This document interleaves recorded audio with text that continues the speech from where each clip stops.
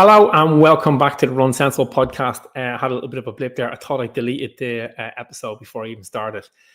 So luckily I didn't. Anyway, like I said, welcome back to the channel. In tonight's episode, this is the fourth in this little series. So tonight I'm going to talk about the tempo run.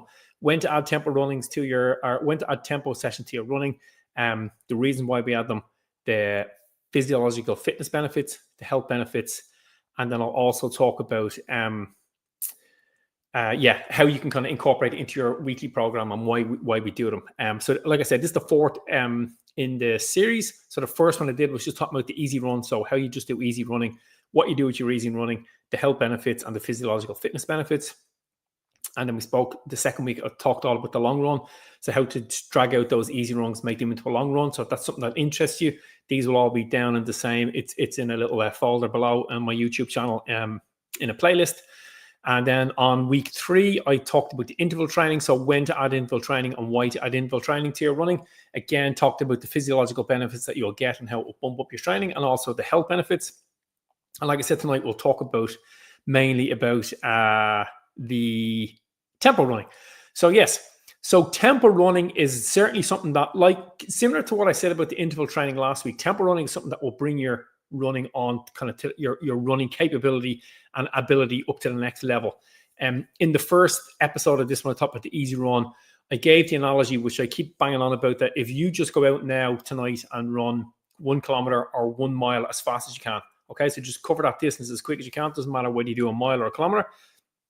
And then if you just take about 4 or 5 weeks and just run 40 minutes easy 3 times a week, just that for 4 weeks, you're pretty sure you'll get faster. If you're not already trained for that distance to 1K or to 1 mile, yeah, in 3 or 4 weeks, in 4 or 5 weeks, you'll certainly run faster. And I explained the physiological reason why that happens on the first episode. And then I kind of progressed it on to say that if you just do easy running, you will definitely get fitter. You will definitely get faster.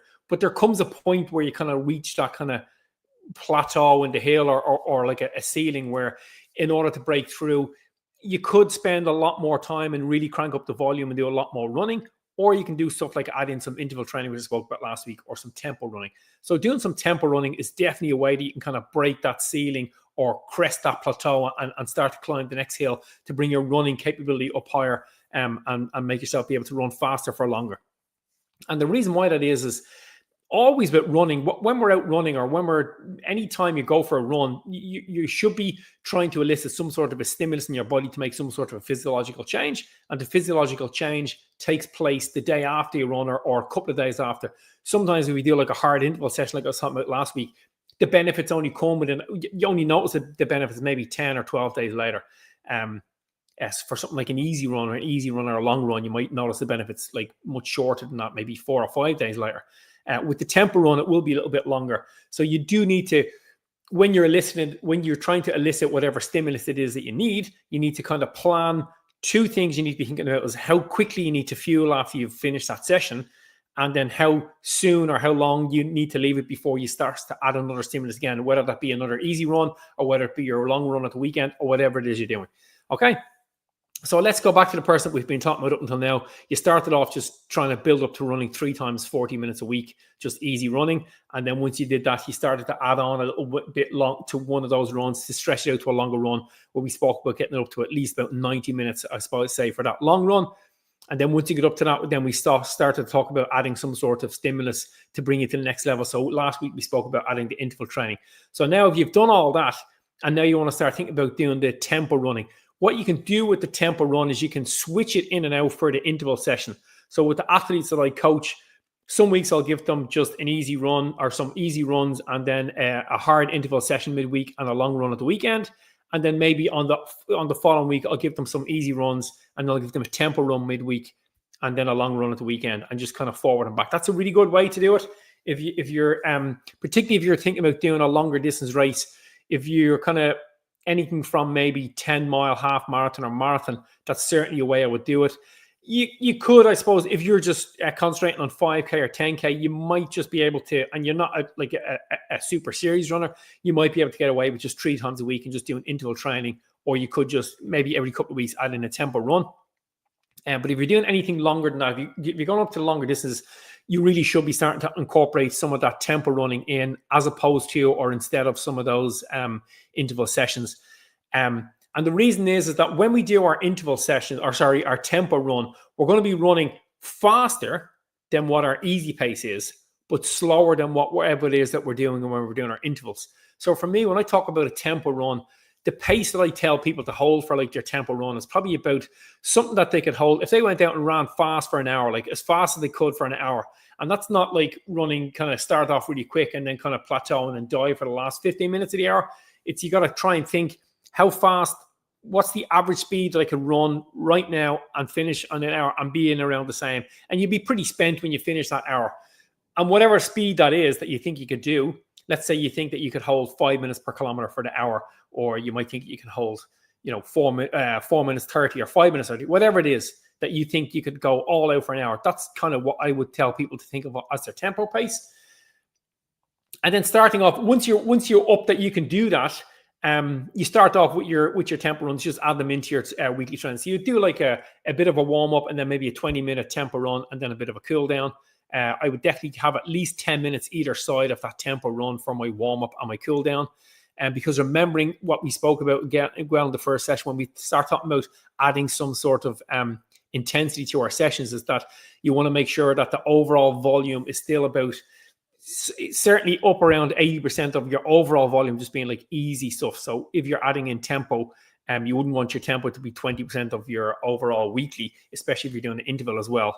So you got to think about what the overall distance is you're going to cover in the week, and make sure that you're getting the adequate easy miles in there or easy kilometers in there, because if not, you definitely start to open yourself up to injury. If you're just doing a lot of your running at high intensity or high tempo and then doing a long run at the weekend and not doing very much kind of easy stuff in between that, you're certainly going down a road where you're going to be susceptible to all sorts of injuries, whether it be Achilles tendonitis, plantar fascia pain, shin splints, compartment syndrome, runner's knee, anterior knee pain, patellofemoral pain, hip pain, low back. There's loads of them. You can name any of them. But yeah, if you're just doing intensity stuff for most of the time, you're going to come across one of those injuries pretty soon. If you manage your training, if you kind of keep it that you keep your volume where you're doing about 20% of your overall volume is done at a higher intensity than your easy run, then you're probably going to stay pretty much injury free. So yes. So we said we start off with doing a 10-minute warm-up and 20-minute tempo and then a 10-minute cool down. That's fantastic. And then each week you can probably add 5 minutes to that, or every other week if you're adding to it. So the following week you get up to 25 minutes and then maybe up to 30 minutes. And then once I get the person up to 30 minutes of a tempo, what I do then is I don't go to 35 or 40 the following week. What I'll do is, if they've done a 10-minute warm-up, 30-minute tempo, 10-minute cool down, the following week what I might do is do 20-minute tempo, 5-minute easy, and then maybe another 15-minute tempo. So now they've got 35 minutes, but they have a 5-minute buffer in between just to kind of bring that lactate down on their body, and then go again with the 15 minutes. And then you can build it up. And if somebody's getting up to a point where they're doing 2 sets of 20 minutes with a 5-minute interval in between them, so a 10-minute warm-up, 20-minute tempo, 5 minutes easy, another 20-minute tempo, and a 10-minute cool down, that's a pretty big workout. It's a pretty good, solid workout. And if you're holding that pace for those 20 minutes, that you would hold for an hour, you're going to get a very good stimulus from that. You should finish the session feeling pretty strong. I would always say to people that no matter what your session is, whether it's just your easy run, whether it's your intervals during the week, whether it's a tempo run or whether it's a long run, when you finish the session, you should feel that you've only kind of given about 80-85% maximum of what you could have gave. If you finish a session, you think, you know what, I've laid it all out there. It's almost like your race day. You're probably training a little bit too hard. And again, you're going to be opening yourself up to injury.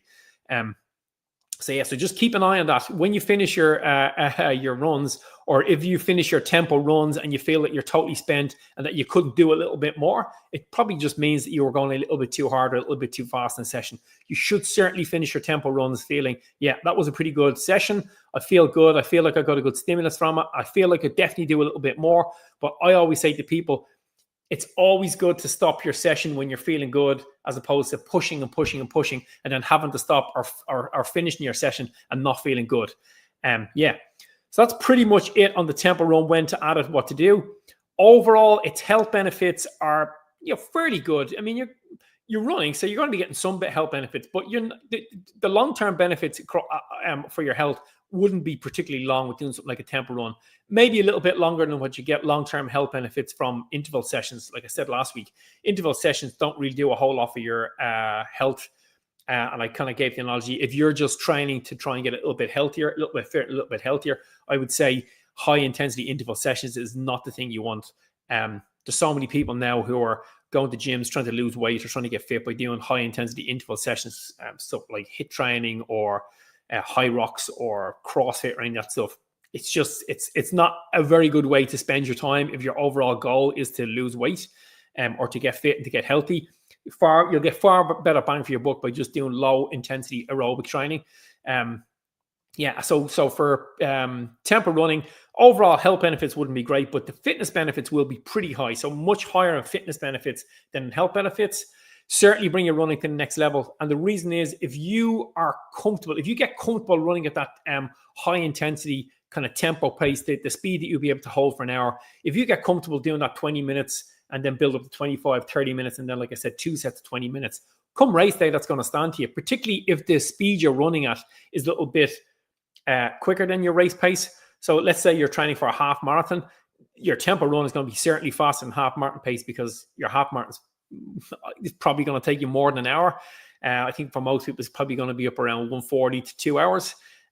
So if you're comfortable running for 40 minutes at what the speed you would hold for an hour, that's going to really pay dividends come race day when you try to hold a pace that you can go for for an hour 40 or an hour 50 minutes. Anybody trying to break the 2 hour mark in the half marathon, if you can train yourself up to getting your tempo run to where you're doing 2 sets of 20 minutes with 5 minute buffer in between with a warm up pill on either side, you're going to be gold for trying to get that under that 2 hours for sure. Or if you're just working on a half marathon PB, that's an absolutely fantastic session. Along with some of the stuff that I spoke about the weeks leading into that, you got to nail in the long run as well. And that just brings me on to, before I wrap it all up, what you can do and what I do with some athletes that I train. What you can do sometimes, and again, this is somebody who's got a lot of volume, so somebody who's probably running 4, maybe even 5 days a week, is that what I can do sometimes with them is I add the tempo run into the long run. So it's particularly for somebody who's training for a half marathon or a half marathon. Well, a lot of people in my club are training for a half marathon now, and I've given them some training programs, and I've talked about stuff like where you can do like a 5 minute warm up in your run, like an easy 5 minute run, and then 5 minutes at that tempo run, or even just a half marathon pace, and then another 5K easy, and then another 5K at tempo run or half marathon pace, and then another 5K easy. So that's a 25 kilometer session for somebody who's training for a half marathon, where you have 10 kilometers at half marathon pace. Absolutely fantastic session. A lot of the times we got to remember that the long run is just about time on feet. And it is very useful to do some weeks to just do that long run at kind of just a real easy, no intensity session. But certainly when you're building up to train for a race, or you're trying to get yourself fit enough to perform really well at a race, or to hit like a PB, or to break a previous time, certainly adding some tempo or some race pace stuff into your long run can be useful. And when you do that, you can still keep your interval session midweek. So if you're doing an interval session, let's say on a Tuesday or Wednesday, and you do an easy run on a Thursday, maybe an easy run on a Friday, and then on your Sunday, you're doing the long run with some tempo in it, absolutely fine. You should be totally fine. Again, it's all relative to the amount of volume that you're doing. And it's all relative to the amount of volume that you've done before. If you're new to running, if you're only training 3 times a week, and you're just kind of building up, and like I said, you've done those easy runs, you've built up to the long run, I would probably say you don't need the stimulus of putting the tempo run into the long run. But if you're somebody who's running 4 or 5 days a week, and you're looking at, you've done a couple of 10K races, you've done a couple of half marathons, and now you're trying to break your time in a half marathon or similar to a marathon, I would say absolutely certain you could think about adding some tempo runs into the long run. On a day that I just got a question in here from Jordan. On a day where the intervals are 1 day with long run tempo flow combos, rest easy days of cross training, thoughts. Let me get that again. 1 day with intervals and 1 day with long run with tempo flow combos. Yes, rest days and crossing. 100%. So I think I answered that question already. Totally fine to do some intervals midweek. And then have a day or two rest, or a day or two of easy running, and then doing your long run with some tempo floats. I do that all the time. I actually did that at the weekend. I went out with the club and I actually did a park run on Saturday. Didn't kill myself in the park run. I was just shy of 20 minutes. I did it a couple of weeks where I was 1936, and I just kind of got into a bit of a groove in this one and thought I would just kick for the last 2 kilometers and break 20 minutes. But I kind of got into a pace, and I was running with a younger guy and I was trying to help him, so I didn't. But it was a tough enough run. And then on the Sunday, I added about 20 minutes I tried to get my heart rate up to the marathon, to the heart rate that when I did the Valencia Marathon, my heart rate average was around 152. So something that I'm trying to add into my training this year is that I'm trying to add in, when I'm doing my long, easy runs, just take off for 20 minutes if I feel up to it, and just bring the heart rate up to 152, regardless of the pace. And I did that this weekend. So stuff like that's totally fine. Jordan, yeah, absolutely. I think that's good. But again, it's relative to how much training you're doing and how much training you've done before. Again, if it's somebody who's a beginner, because one of the things I find with beginners sometimes is that, they'll start off and they'll do all the right stuff. And then a couple of months in, they start to try and just do everything at once. And that can either lead to, probably the worst thing is that you just get fed up and you walk away from the sport. And it's always sad to see that happening. Or they get injured and they have to take some time off. So again, it is relative to the amount of stuff you've done before. But anyway, thanks for the question, Joanna. Thanks for listening in. That's pretty much it for the tempo run. I hope all that stuff makes sense. Yeah, anybody who has any questions, I've just stuck up this thing there. You can get me on Instagram. You can follow me on Instagram at Run Sensible. Or if you like, a couple of people have done this and I really like it. A couple of people have sent me an email. My email is runsensible@gmail.com. A couple of people asked me just little nitty-gritty stuff about their training or stuff that they could or might do and how it would help. And just to add in there before I wrap up on Jordan's, Jordan mentioned doing some cross training. Yeah, cross training is absolutely fantastic. I have a turbo trainer set up over there. My bike is on its way. That's something that I didn't do a whole lot of last year. I was just trying to get back into running last year. I haven't had a little bit of a hiatus. So I just concentrated really on last year on doing my easy runs. And then once I got the easy runs and I was nailed into getting them consistently, I started to add in some intensity, and then I made the long runs longer. And I didn't have time to do the stuff that I wanted to do, but I did end up running a fairly decent marathon in Valencia around 3:11. I was hoping to get 3:05, but look, I was delighted with 3:11 because it had been 6 years since I raced the marathon. And hopefully this year I will go faster in the marathon. In fact, I'm pretty sure I will. But yes, this year I will certainly be adding some cross training midweek, because I certainly feel now I'm 47. I certainly feel that the mileage that I used to do, when I do it now, it's just my body doesn't recover quite as quick. But I got to dial in my nutrition as well on top of that. So yeah, there's a lot of stuff to think about. I will be back on next week at 7:15, and the next week is the last one where I'm just going to talk about the fartlek run. And all these, like I said, are on my YouTube channel. They'll all be in a little folder or a little playlist called Runs That Make You Faster. And if you found this interesting, this came from the original video I had. I had a video called the different types of run that make you faster. I'll link that in the show notes to this, or in the description of this one. Anyway, that's it for tonight. Yeah, I hope you all enjoyed this. If you did, yeah, just stick me a comment below. Mr. Endutz there, how are you? Hello, Mr. Yeah, stay healthy to you as well, buddy. Cheers for the comment, and thanks for tuning in and listening. Anyway, guys, I'm going to wrap this up. Remember, run far, run fast at most of all, run sensible.